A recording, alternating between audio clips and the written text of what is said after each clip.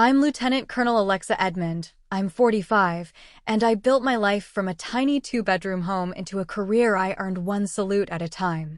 For years, I put my father first, financially, emotionally, and in every decision that mattered. But when his new wife told me I wasn't his real family at his own funeral, everything shifted. Ever been dismissed, sidelined, or humiliated by someone you showed nothing but loyalty to?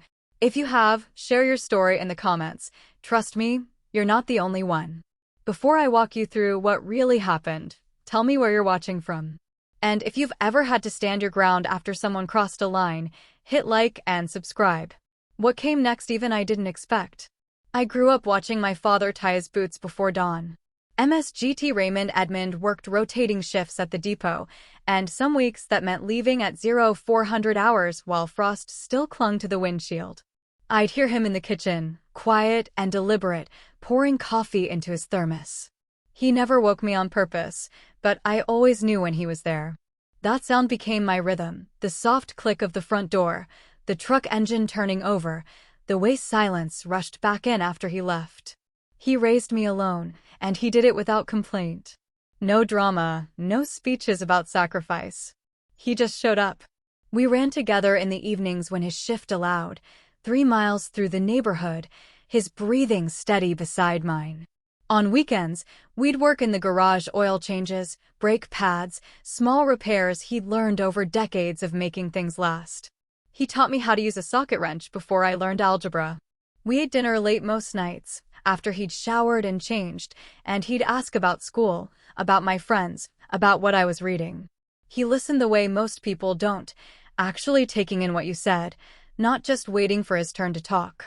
When I told him I wanted to go to the Air Force Academy, he nodded once and said, "Then we'll make it happen." He didn't question it. Didn't suggest something easier or safer. He just believed I could do it, and that belief carried more weight than any pep talk ever could. The academy was brutal in ways I hadn't anticipated. The physical training I could handle, years of running with my father, had prepared me for that. But the academic pressure, the constant evaluation, the knowledge that one mistake could cost you everything, that took a different kind of endurance. My father came to every milestone he could. My commissioning ceremony, he stood in the back in his dress blues, and when I finally spotted him in the crowd, he gave me that same single nod. Proud, but not surprised. Like he'd known all along I'd make it. My first assignment took me to South Carolina. He drove down to help me move into base housing, spent 2 days helping me unpack and organize, then drove 12 hours back home without staying the night. Said he didn't want to be in my way. My first deployment, he sent a care package every month. Nothing extravagant, beef jerky, crossword puzzles, batteries, a photograph of the two of us from my commissioning. No long letters, just a note. Proud of you. Stay sharp. When I made captain, he was there. When I earned my major's oak leaves, he took leave from work to attend the ceremony. He never made it about himself, never told the same war stories twice, never demanded my time or guilt when duty kept me away. But as I climbed in rank, his health started to shift. Small things at first, forgetting appointments, trouble hearing me on the phone, a persistent cough he kept dismissing. I started flying home more often, coordinating with his doctors, reviewing his medical bills. That's when the expenses became visible. Medications he'd been rationing. Copays he'd been deferring. A hearing aid he needed, but hadn't bought because it wasn't essential. I paid what was overdue. He protested once, weekly, then accepted it the way he accepted most things, with quiet gratitude and a slight discomfort at being on the receiving end. I covered the HVAC repair that winter. The roof patch the following spring. I made sure he had what he needed, the way he'd made sure I had what I needed for 18 years. It wasn't charity. It was balance. Then he met Linda Porter. They were introduced at a church social by a mutual friend, and within 6 months, they were engaged. I was happy for him. He deserved companionship, someone to share his routines with, someone who'd be there when I couldn't. Linda was polite when we first met, friendly, even. She asked about my career, complimented my uniform, said all the right things. I offered to help with wedding costs. My father tried to refuse, but Linda smiled and said, "That's very generous, Alexa." Thank you. I paid for the flowers and part of the catering. I bought him a new hearing device as a wedding gift, top of the line, the kind his insurance wouldn't cover. Linda thanked me in front of guests, but the gratitude felt performative, rehearsed. Still, I told myself I was reading too much into it. She was adjusting. Blending families was hard. I gave her space, gave them both space, tried not to hover. But space turned into distance. Calls to my father started getting intercepted. I'd phone on a Sunday afternoon and Linda would answer, her voice bright and cheerful. "Oh, he's resting right now, Alexa. Can I have him call you back?" He rarely did. When I'd try again later, she'd say he'd just stepped out, or he was in the middle of something, or he wasn't feeling well. I started texting instead, but those went unanswered too. I told myself he was busy, adjusting to married life, enjoying his retirement. But the pattern continued. I'd plan a visit, coordinate dates weeks in advance, and then get a call 2 days before. "Raymond's not feeling up to company this weekend. Maybe next month?" Next month would come, and the same thing would happen. I started noticing other shifts. At family gatherings, Linda would steer conversations, interrupt me mid-sentence to correct details about my father's past. "Actually, that's not quite how it happened," she'd say, smiling tightly.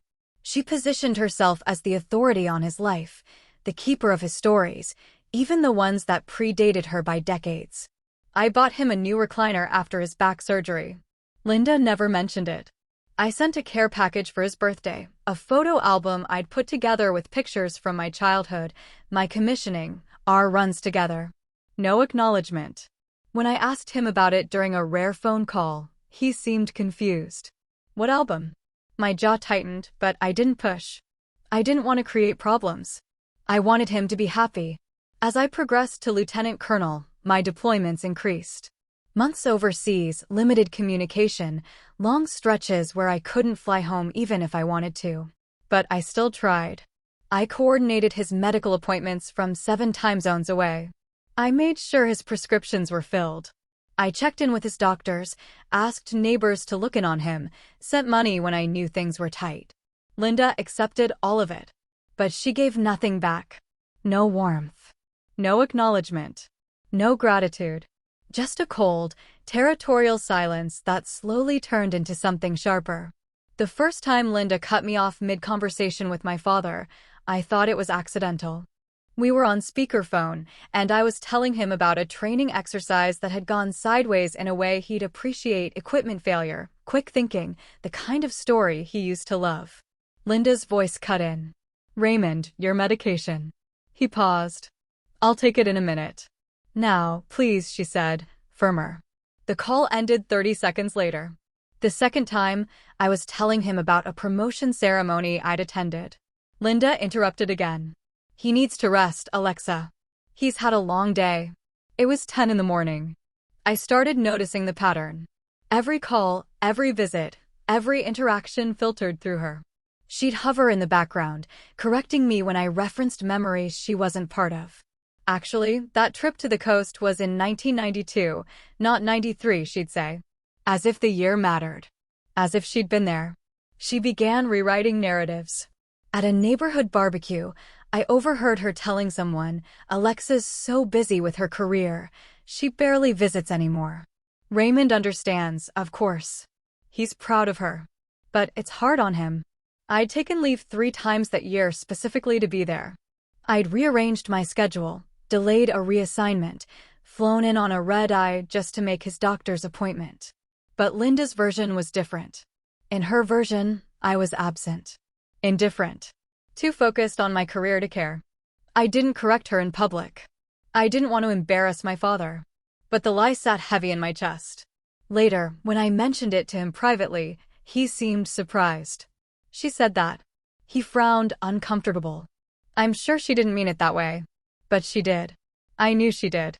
Linda started spending more time with a group of women, other late-life spouses, widows, second marriages. They met for coffee, for book clubs, for long lunches that stretched into the afternoon. I didn't begrudge her friendships. But the group seemed to reinforce a narrative. Adult children were obstacles. Ungrateful. Possessive. Threatened by new spouses. I heard pieces of it when I visited, complaints about stepchildren interfering, about kids who couldn't let go. Linda's tone would shift when she talked about them, tight and defensive, and I'd feel her gaze slide toward me. Like I was part of the problem. Like I was one of the stories she'd tell later. My father didn't see it. Or maybe he saw it and didn't know what to do. He'd always avoided conflict, preferred peace over confrontation. If there was tension between Linda and me, he'd assume it was temporary. Work stress. Distance. Something that would smooth out over time. He trusted me. And he trusted her. And he didn't realize those two trusts were pulling in opposite directions. I started avoiding visits. Not consciously, not at first. But when leave came up, I'd find reasons to go somewhere else.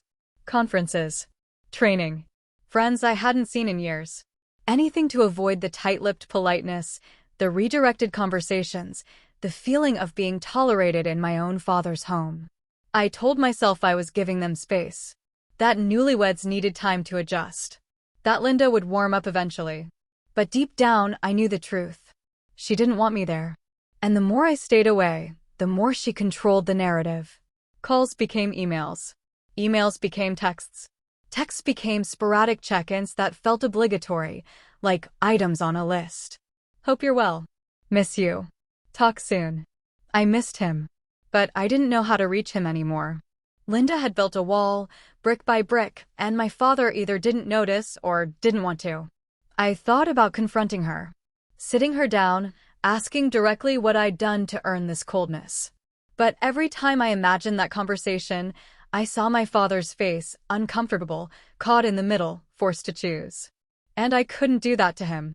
So I stayed quiet. I let the distance grow. I convinced myself it was temporary, that things would shift, that Linda would eventually realize I wasn't a threat. But the months passed. My father's health declined. And the wall stayed up. The last time I spoke to him before the hospitalization, his voice sounded thinner. Tired. He asked about my squadron, about a new pilot I'd mentioned months ago. I realized he'd been paying attention, remembering details even when we barely spoke. I'm proud of you, Lex, he said, using the nickname he hadn't used in years. You know that, right? I know, Dad. Good. There was a pause, longer than usual. Love you, kiddo. Love you too. That was the last real conversation we had. 3 weeks later, I was deployed overseas when my phone buzzed during a briefing. I stepped out, saw Linda's name on the screen, felt my stomach drop. Alexa, it's your father. He's in the hospital. You should come home. I caught the next available flight. 36 hours of travel, layovers, waiting. I barely slept. When I finally arrived at the hospital, exhausted and still in my flight suit, Linda was standing outside his room. She saw me coming and stepped into the doorway. Not blocking it, exactly. Just occupying the space. He's resting, she said. Her tone was calm, controlled. The doctors said he needs calm. Not stress. I stared at her. I just flew halfway around the world. I'm seeing him. I'm not saying you can't see him. She folded her arms. I'm saying he doesn't need military intensity right now. He needs peace. Military intensity. Like I was a problem to be managed. Like my presence was a disruption. I stepped past her, too tired to argue. My father was asleep, his breathing shallow, an oxygen line across his face. I sat beside him, took his hand, and stayed there for hours. Linda didn't come back into the room. When he woke briefly, he smiled at me. Squeezed my hand. You made it. Of course I did. He drifted off again, and I stayed until the nurses gently suggested I get some rest. Linda was waiting in the hallway. There's a hotel nearby, she said. I'll text you if anything changes. I wanted to stay. I wanted to pull a chair into the corner and sleep there, the way I'd done during field ops, the way I'd learned to rest anywhere. But I also didn't want to fight. Not here. Not now. So I left. And 2 days later, he was gone. I found out from a hospital coordinator. Not from Linda. Not from a phone call or a text. From a woman I'd never met, whose job was to notify next of kin. Ms. Edmond? I'm calling about your father, Raymond Edmond. I'm very sorry to inform you that he passed early this morning. I stood in the hotel room, phone pressed to my ear, trying to process the words. Who was with him? His wife, Linda. She was here. Did anyone try to call me? A pause. I'm not sure. I can check the logs, but I believe Mrs. Edmond handled notifications. I thanked her, hung up, and sat down on the edge of the bed. The room was too quiet. Too still. I called Linda. It rang 4 times before she picked up. Alexa. Her voice was flat. I just heard. From the hospital. Another pause. I was going to call you. I needed time to process. You had time to call other people first. Excuse me. The coordinator said you handled notifications. Who did you call, Linda? She exhaled sharply. I called his brother. I called the church. I called people who needed to know. I needed to know. You were overseas. I didn't want to bother you while you were working. The air went out of my lungs. I ended the call. I sat there for a long time, staring at nothing, trying to understand how I'd become an afterthought in my own father's death. The funeral home was small, tucked into a quiet street near the church my father attended. I arrived early, carrying his DD-214, his service records, the documentation required for military honors. Linda was already there, standing near the entrance, talking to the funeral director. When she saw me, her expression tightened. I walked up, keeping my voice even. I need to arrange the honor guard. He earned full military honors. Linda stepped in front of me, physically placed herself between me and the director. That's already handled, she said. I've made the arrangements. With all due respect, I have his service documentation. He's entitled to, I'm his widow. Her voice dropped, cold and sharp. I'm his next of kin. You don't get to make decisions here. The funeral director glanced between us, uncomfortable. I kept my tone calm, professional. This isn't about decisions. It's about honoring his service. He was a master sergeant. He served 22 years. He deserves full honors. And he'll get what I decide he gets. She leaned closer, her voice just above a whisper. You're not his real family, Alexa. I am. I was his wife. You're just his daughter. The words landed like a slap. I stood there, in my dress blues, insignia on my shoulders, everything I'd built, everything I'd earned, everything he'd been proud of, and she looked at me like I was nothing. Like I was an obstacle. The funeral director shifted uncomfortably. Ms. Edmond, if you have the service records, we can know. Linda cut him off. I'm handling this. She doesn't have authority here. I felt the room tilt. Not from anger. From disbelief. From the sudden, crushing realization that this woman, who had known my father for 5 years, thought she had more claim to him than I did. I didn't argue. I didn't raise my voice. I just stepped back. Let her have the moment. Let her think she'd won. Because fighting her there in that moment wouldn't have honored him. It would have just made a scene.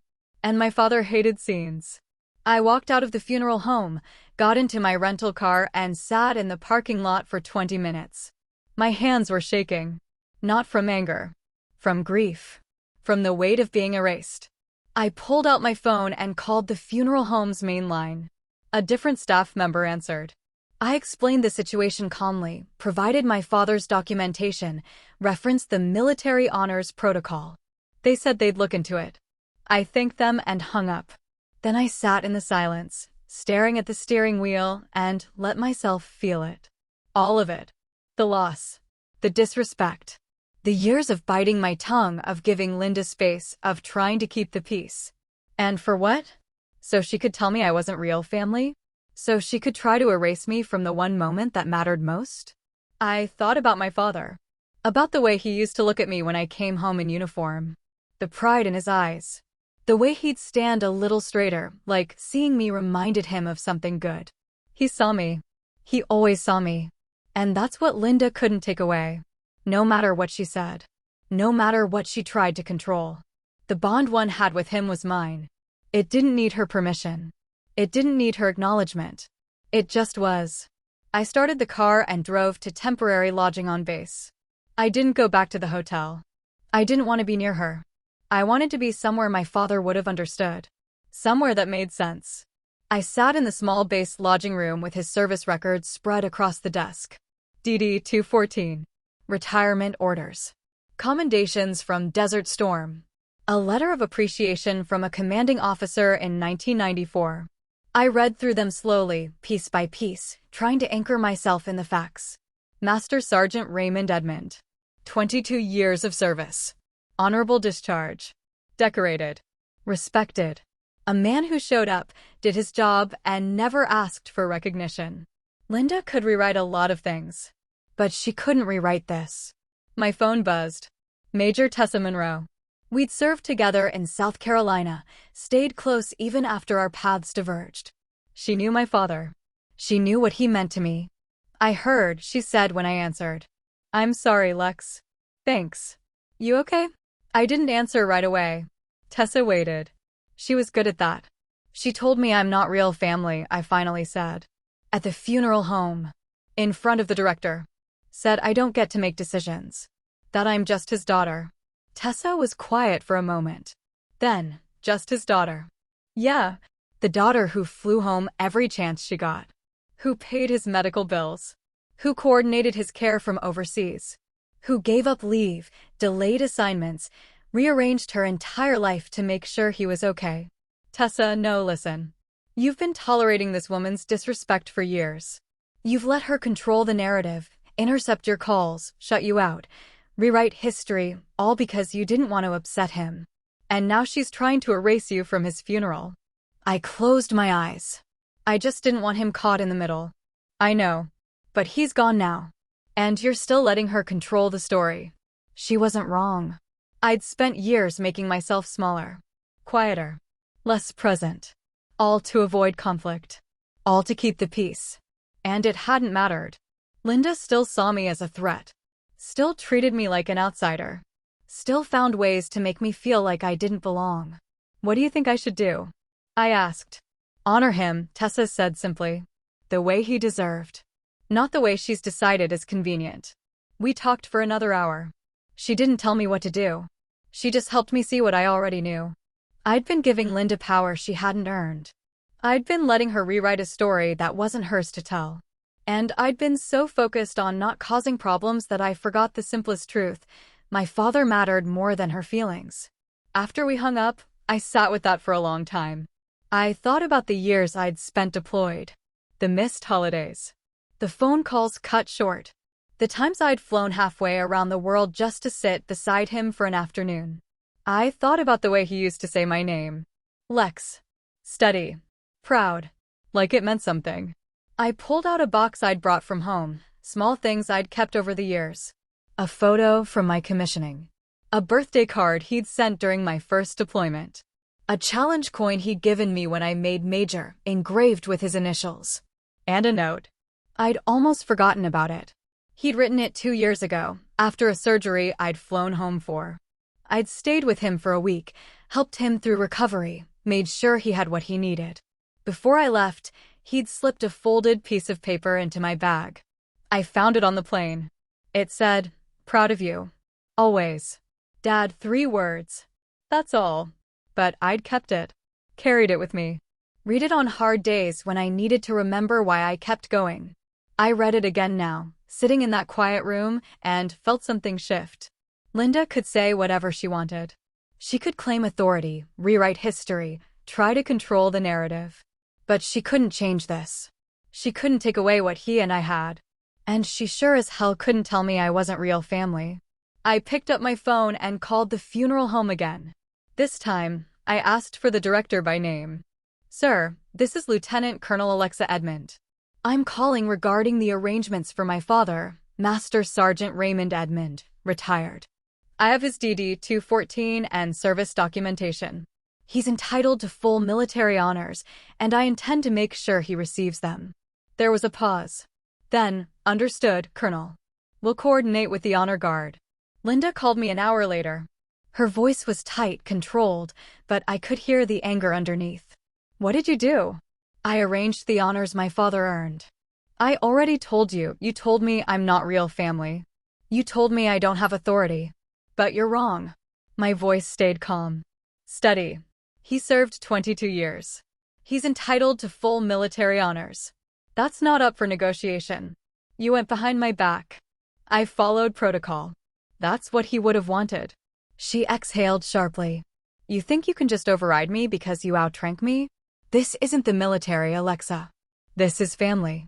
Exactly. It's family. And I'm his daughter. I was there his whole life. I was there when he needed help.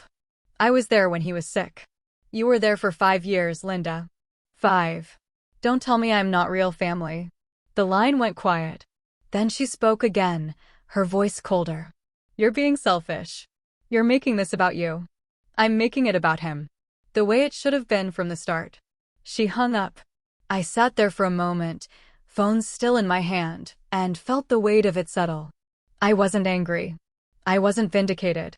I was just tired. Tired of fighting for space in my own father's life. Tired of being treated like an inconvenience. Tired of biting my tongue to keep the peace with someone who never intended to give me any.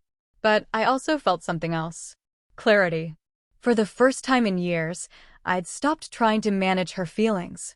I'd stopped shrinking myself to make room for her insecurity. I'd just done what needed to be done. And it felt right. The next day, extended family started weighing in. Phone calls. Texts. Gentle suggestions that maybe I should let Linda handle things. That it was her right as the widow. That I was making things harder. I didn't argue with them. I just said the same thing every time. This isn't about control. It's about honoring his service. Most of them backed off after that. A few didn't. One uncle called me directly, his tone more frustrated than gentle. You're putting her in a tough spot, Alexa. She's grieving too. I know she is. But that doesn't mean she gets to erase me. No one's erasing you. She told me I'm not real family. At the funeral home. In front of staff. She tried to block me from arranging the honors he earned. If that's not erasure, I don't know what is. He didn't have an answer for that. The conversation ended awkwardly, and I didn't hear from him again. Linda tried one more time to override the arrangements. She called the funeral home, insisted she was the legal next of kin, demanded they cancel the honor guard. The director, to his credit, stood firm. Ma'am, the deceased is entitled to military honors based on his service record. The arrangements have been made in accordance with protocol. If you have concerns, you can contact the base directly. She didn't. Because she knew she'd lose. The day before the funeral, I received a call from Captain Marcus Ibarra, the officer coordinating the honor guard. Colonel Edmund, we're confirmed for 1,400 hours tomorrow. 7-member team, flag presentation, 3-volley salute. We'll meet you at the site 30 minutes prior. Thank you, Captain. It's an honor, ma'am. Your father's record speaks for itself. I thanked him again and hung up. That night, I didn't sleep much. I kept thinking about my father. About the way he used to fold the flag during ceremonies on base, his movements precise, respectful. About the way he taught me to tie my boots, to stand at attention, to understand that service wasn't about glory, it was about showing up. I thought about Linda. About how small she'd tried to make me feel. And how, despite everything, I'd refused to shrink. Not because I wanted to win, but because my father deserved better. The next morning, I put on my dress blues. Checked every detail. Made sure everything was squared away. Then I drove to the funeral site. Linda was already there, standing near the entrance with a few relatives. She saw me, and her jaw tightened. I didn't acknowledge her. I just walked past, toward the area where the honor guard would assemble. She followed. Alexa. I stopped, turned. Linda. I don't want a scene. Neither do I. Then why are you doing this? I looked at her, really looked at her, and saw someone who'd spent years trying to control a narrative she didn't understand. I'm honoring my father. That's all this has ever been about. The honor guard arrived exactly on time. 7 members, crisp uniforms, movements synchronized in a way that only comes from repetition and respect. Captain Ibarra led them, scanning the area before his eyes landed on me. He approached, saluted. I returned it. Colonel, we're ready when you are. Thank you, Captain. Behind me, I could feel Linda watching. I could feel the tension radiating from her, the disbelief that this was actually happening. Captain Ibarra glanced past me toward her, then back. His expression didn't change. He didn't ask who she was. He didn't need to. Protocol was protocol. Ma'am, we'll proceed in 15 minutes. The flag will be presented to you following the salute. I nodded.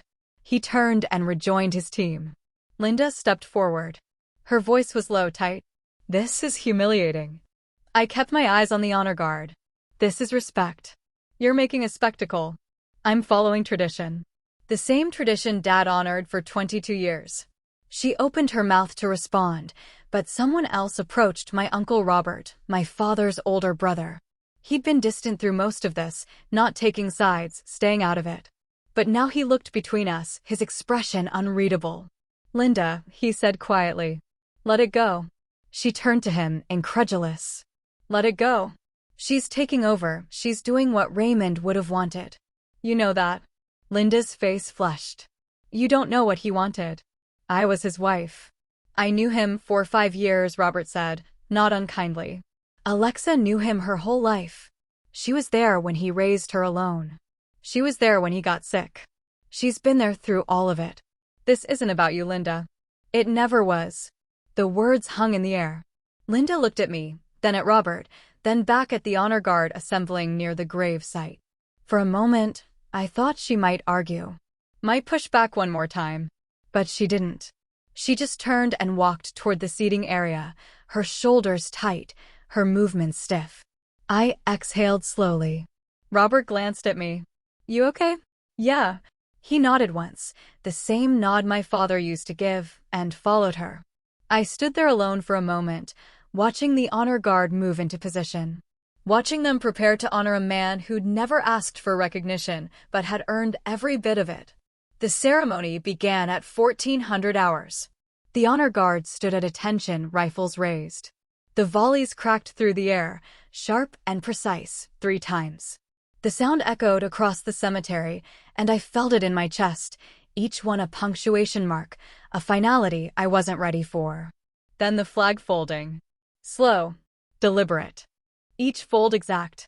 I watched Captain Ibarra and his team work in perfect synchrony, their hands steady, their focus absolute. When the flag was fully folded, Ibarra lifted it, cradled it, and turned toward me. He crossed the distance in measured steps, stopped in front of me, and saluted. I saluted back. He presented the flag, his voice formal but warm. On behalf of the President of the United States Air Force, and a grateful nation, please accept this flag as a symbol of our appreciation for your loved one's honorable and faithful service.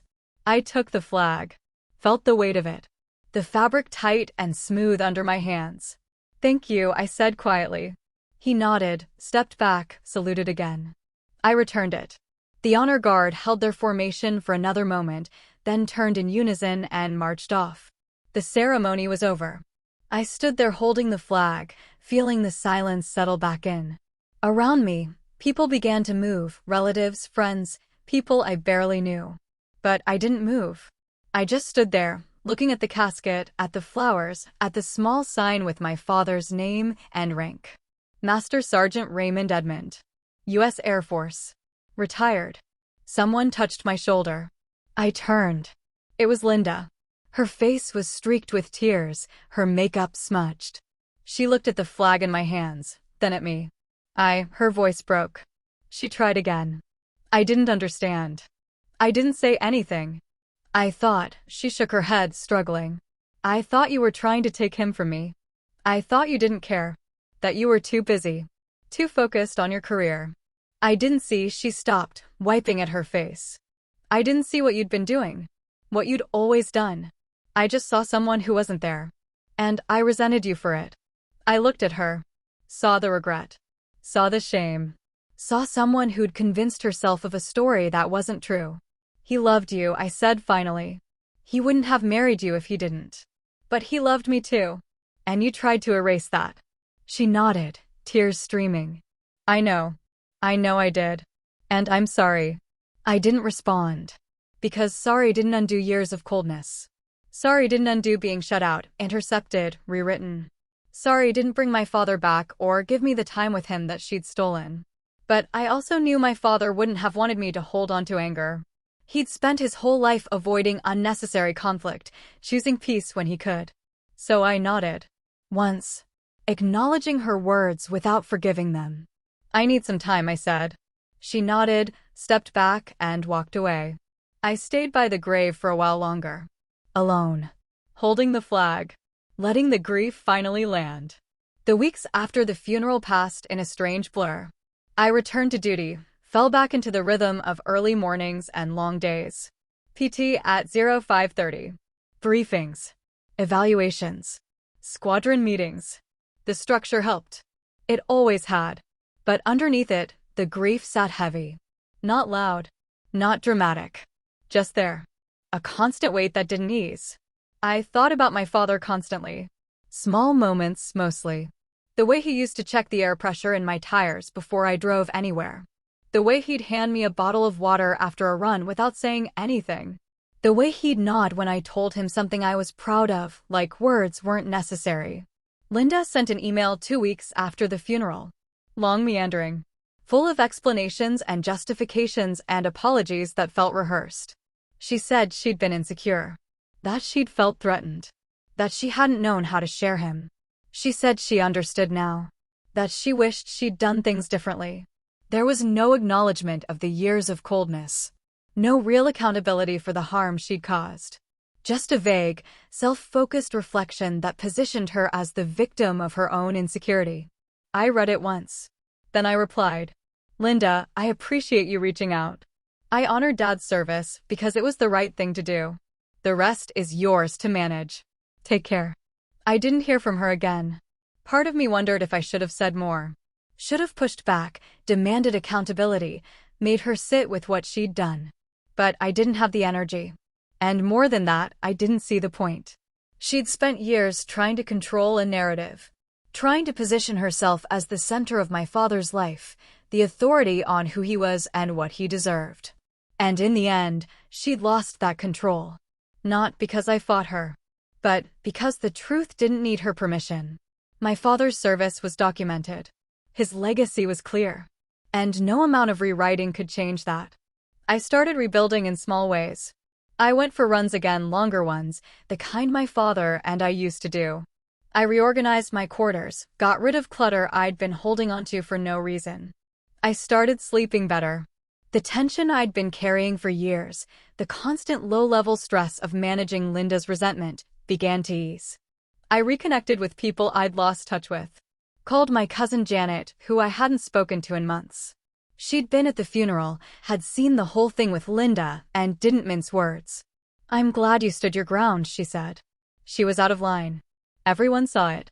I wasn't trying to make a scene. "You didn't. You just didn't let her erase you. There's a difference." We talked for over an hour. It felt good. Normal. Like reclaiming space I didn't realize I'd lost. I also started trusting my own judgment again. For years, I'd second-guessed myself around Linda. Wondered if I was being too sensitive, too rigid, too unwilling to bend.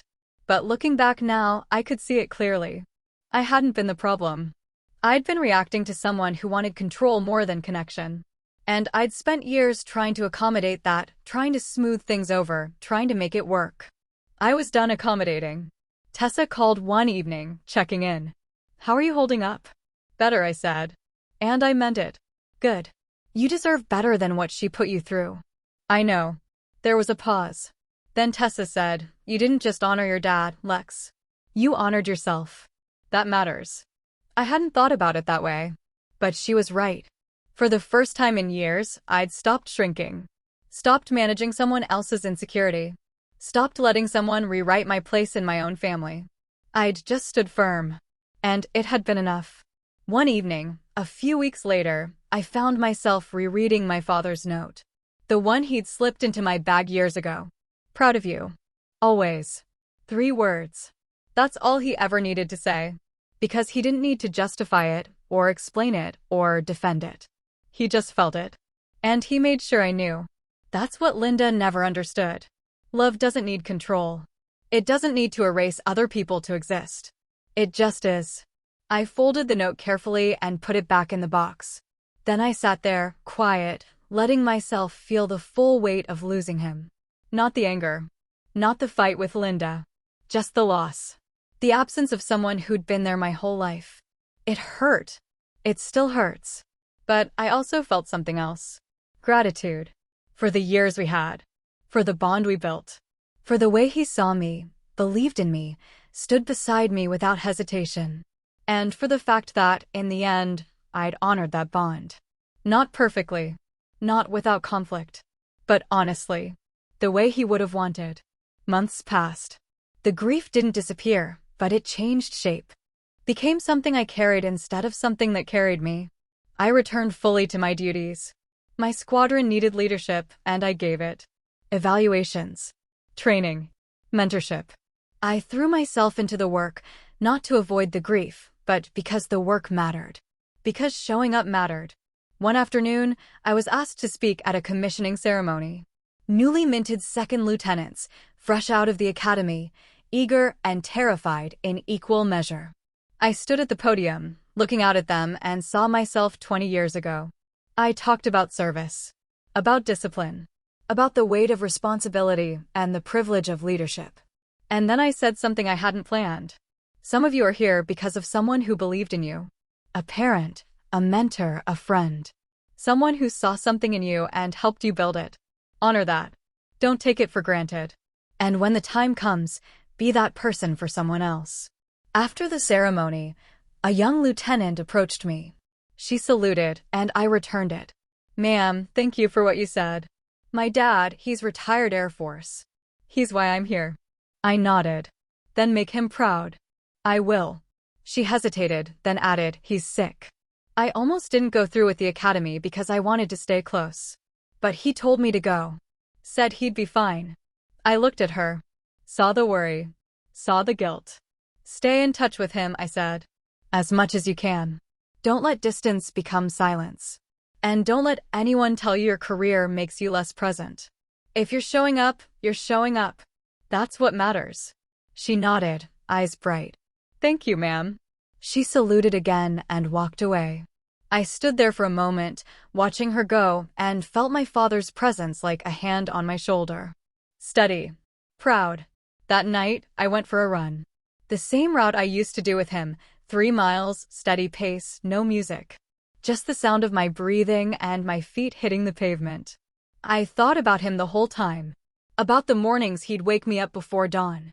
About the evenings we'd sit in the garage, tools spread out, working on something that didn't need words. About the way he used to look at me when I came home in uniform. Like I was exactly who I was supposed to be. When I finished the run, I stood in the driveway, hands on my knees, catching my breath. And I said it out loud, quietly, to no one. "I miss you, Dad." The air was still. The street empty. But I felt lighter. Like saying it had released something I'd been holding too tightly. A few weeks later, I visited his grave. Alone. No ceremony. No relatives. Just me. I brought the flag they'd presented to me, still folded, still pristine. I knelt down, set it on the grass beside the headstone, and sat there for a while. "I did what you would have wanted," I said quietly. "I honored your service." I stood my ground. I didn't make a scene. I just did what was right. I paused. Linda's gone. Not dead, just out of my life. I think that's for the best. I hope you understand. The wind picked up slightly, rustling the trees nearby. I took that as answer enough. I stayed for another hour. Talked to him the way I used to. Told him about my squadron, about a training exercise that had gone well, about a young officer I was mentoring who reminded me of myself. It felt good. Natural.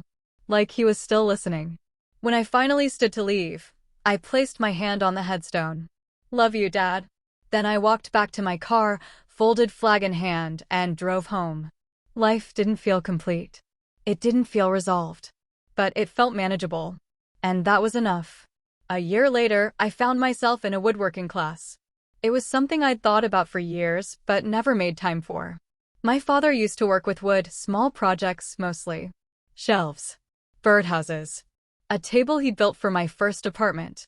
I'd always admired the patience it required. The precision. So I signed up. The instructor was an older man, retired Navy, who ran the class out of a small workshop on base. He didn't make small talk. Just showed us the tools, explained the techniques, and let us work. I started with something simple, a small box. Nothing fancy. Just clean lines and tight joints. It took me weeks to get it right. I sanded it until my hands ached, adjusted the angles a dozen times, redid the finish twice. When it was finally done, I stood back and looked at it. It wasn't perfect, but it was solid. Honest. Something my father would have appreciated. I brought it home, set it on my desk, and put his note inside. Proud of you. Always. The box sat there, quiet and unassuming. A reminder. Not of loss. Not of conflict. Just of him. I also started reconnecting with people. My cousin Janet and I started having regular calls once a month, just checking in, catching up. Nothing heavy. Just presence. I reached out to old friends from the academy. People I'd lost touch with over the years. Some didn't respond. Some did. The ones who did became part of my life again, in small but meaningful ways. I even started mentoring more intentionally. I'd always done it as part of my role, but now I approached it differently. I made time. I listened. I remembered what it felt like to need someone who believed in you.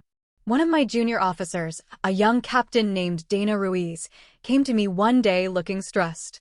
"Ma'am, I need advice." "What's going on?" "My dad's sick. I'm trying to balance being there for him and keeping up with my responsibilities here. I feel like I'm failing at both." I looked at her. Saw myself. "You're not failing. You're doing what matters. Stay in touch with him. Coordinate his care. Be present as much as you can. And don't let anyone make you feel guilty for having a career. The people who matter will understand." She nodded, eyes damp. "Thank you, ma'am." After she left, I sat there for a long time, thinking about how much I'd learned. How much pain had taught me. How grief had reshaped me into someone more deliberate, more grounded. I wasn't the same person I'd been before my father passed. I was quieter. More careful with my energy. Less willing to tolerate disrespect or compromise my boundaries. But I was also more present. More intentional. More willing to show up for people who mattered. One evening, I got a message from Linda. It was brief. No preamble. Just, "I hope you're well. I think about Raymond often. I'm sorry for how things ended between us." I read it twice. Thought about responding. Thought about what I'd say. But in the end, I didn't reply. Not out of spite. Not out of anger. Just because there was nothing left to say. She'd made her choices. I'd made mine. And my father's memory didn't need our reconciliation to be whole. I closed the message and set my phone down. Then I went for a run. 3 miles. Steady pace. The same route. By the time I finished, the sun was setting, the sky streaked with orange and pink. I stood in the driveway, breathing hard, and felt something I hadn't felt in a long time. Peace. Not the absence of pain. Not the erasure of loss. Just peace. The kind that comes from knowing you did your best. From knowing you honored someone the way they deserved. From knowing you didn't let anyone rewrite your story. I walked inside, showered, and sat down at my desk. The small wooden box sat there, solid and quiet. I opened it, pulled out my father's note, and read it one more time. "Proud of you. Always." I smiled. Folded it carefully. Put it back. Then I closed the box, turned off the light, and went to bed. The grief was still there. It always would be. But so was the gratitude. The pride. The knowledge that I'd been loved deeply by someone who saw me for exactly who I was. And in the end, that was enough. That was everything. 27 years is a long time. Long enough that the sharp edges of grief smooth into something quieter, more integrated. Long enough that memories shift from things that hurt to things that anchor you.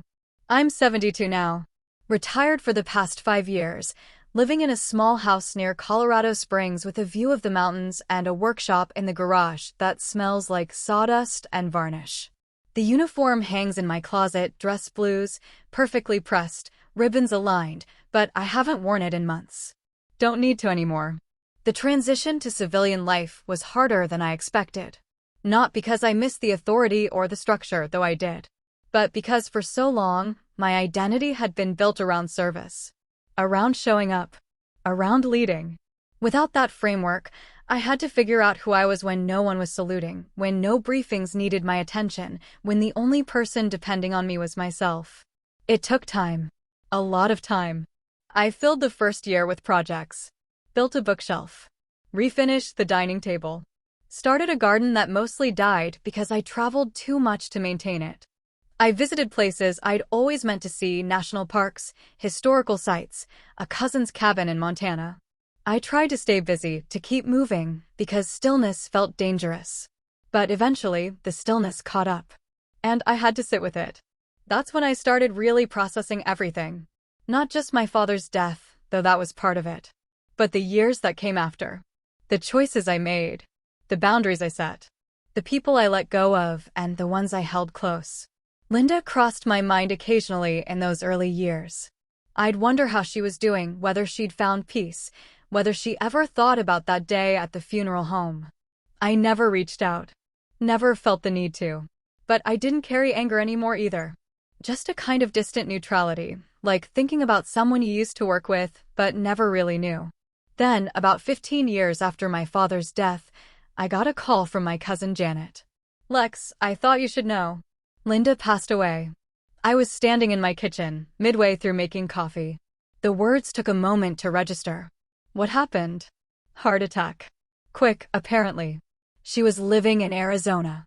Alone. I set down the coffee mug, leaned against the counter. Did she have anyone with her? At the end. I don't think so. A neighbor found her. I felt a strange, complicated sadness. Not for Linda, exactly, but for the loneliness of it. The idea of someone dying alone, without reconciliation, without resolution. "Thanks for letting me know," I said. "Are you okay?"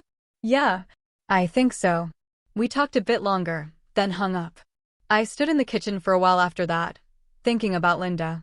About how much energy she'd spent trying to control a narrative that didn't matter in the end. About how we'd both been shaped by loss and had handled it so differently.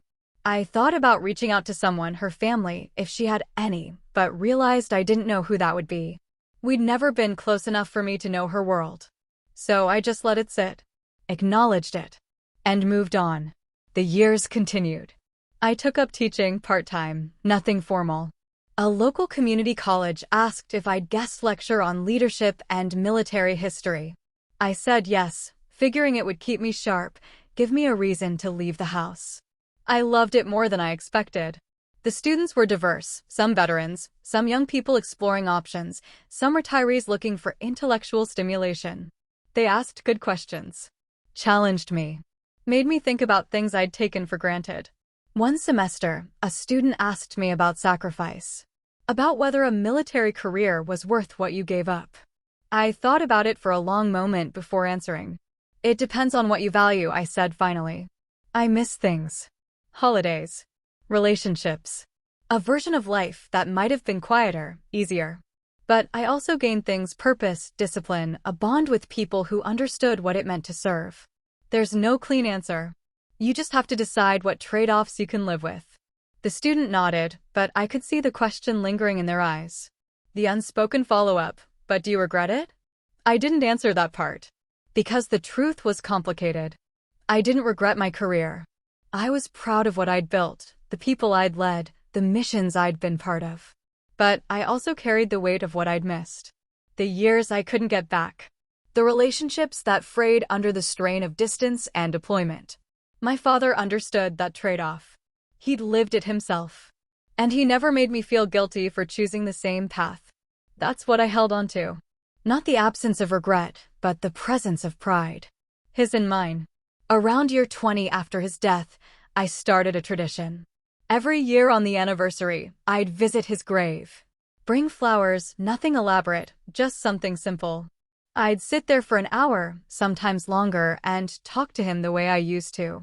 I'd tell him about my life. About the students I was teaching. About the woodworking projects I'd finished. About the small, quiet joys that filled my days: morning coffee on the porch, a good book, a phone call with Janet. I'd also tell him about the hard parts. The loneliness that crept in sometimes. The feeling of being unmoored without the structure of service. The grief that still surfaced unexpectedly, triggered by a song or a smell, or the way the light hit the mountains at dusk. It helped, talking to him, even though I knew he couldn't answer. Or maybe especially because he couldn't. One year, I brought the wooden box I'd made, the one that held his note. I'd carried it with me through multiple moves, multiple duty stations, and now into retirement. It sat on my desk, a constant, quiet presence. I opened it at the grave, pulled out the note, and read it aloud. Proud of you. Always. My voice cracked halfway through. I folded the note carefully, put it back, and closed the box. I hope I made you proud, I said quietly. I tried. I really tried. The wind picked up, rustling the trees nearby. I took that as answer enough. As the years passed, I started noticing something. The people I'd mentored, junior officers, young enlisted, students, started reaching out. Not often, but occasionally. A message here and there. An email updating me on their careers. A phone call asking for advice. One of them, Dana Ruiz, had risen to full colonel. She called me one afternoon, her voice warm and familiar. Ma'am, sorry, I mean Lex. I keep forgetting you're retired. I laughed. It's fine. You can still call me ma'am if it makes you feel better. I wanted to let you know I made 06. Promotion ceremonies next month. Dana, that's incredible. Congratulations. Thank you. And I wanted to tell you I wouldn't be here without you. The advice you gave me about balancing family and career, about staying present, it stuck with me. My dad passed 2 years ago, but I was there. I made sure I was there. My throat tightened. I'm glad. That's what matters. I know. And I wanted you to know you made a difference. Not just for me, but for a lot of us. After we hung up, I sat there for a long time, feeling something I hadn't expected. Legacy. Not the kind measured in medals or promotions, but the kind that lives in people. In the way they show up, the choices they make, the care they extend to others. That's what my father had given me. And without realizing it, I'd passed it on. The thought settled into me, warm and steady. 27 years after his death, I found myself at a different kind of ceremony. A memorial dedication at the base where he'd served for most of his career. They were unveiling a wall honoring retired personnel, and his name was on it. I stood with a small group, Janet, a few distant relatives, some veterans I didn't know. The base commander gave a brief speech about service and sacrifice, then unveiled the wall. There it was. Master Sergeant Raymond Edmond. U.S. Air Force. Retired. I stepped forward, ran my fingers over the engraved letters. Felt the permanence of it. He'd been gone longer than some people in this crowd had been alive. But his name was still here. Still present. Still honored. Linda's name wasn't anywhere. Not because she didn't deserve remembrance, but because her story had been different. Smaller. More insular. And that's what I realized, standing there. She'd spent so much energy trying to control the narrative, trying to position herself as the center of his story. But narratives don't belong to the people who shout the loudest. They belong to the truth. And the truth was simple. My father had served. He'd raised a daughter.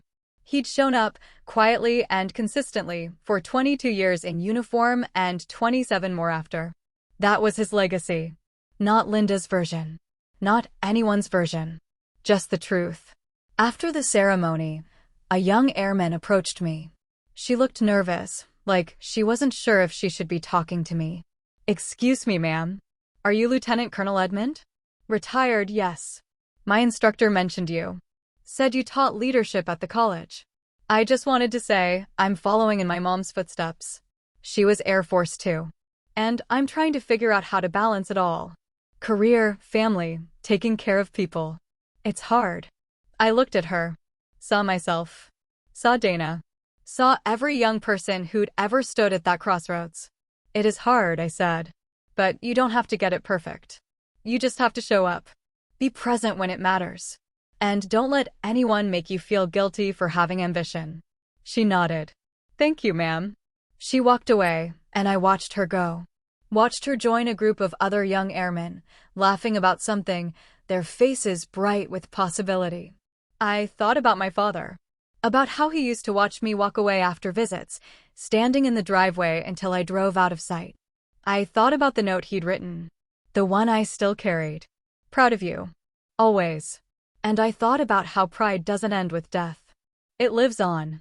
In the choices we make. in the people we touch, in the quiet, unglamorous work of showing up. That night, back at my house, I sat in my workshop. The wooden box sat on the bench in front of me, worn now from years of handling. I opened it. Read the note one more time. Then I did something I'd been thinking about for a while. I started building another box. Smaller. Simpler. Something I could give to Dana when she made general. Or to that young airman if our paths crossed again. I worked slowly, carefully.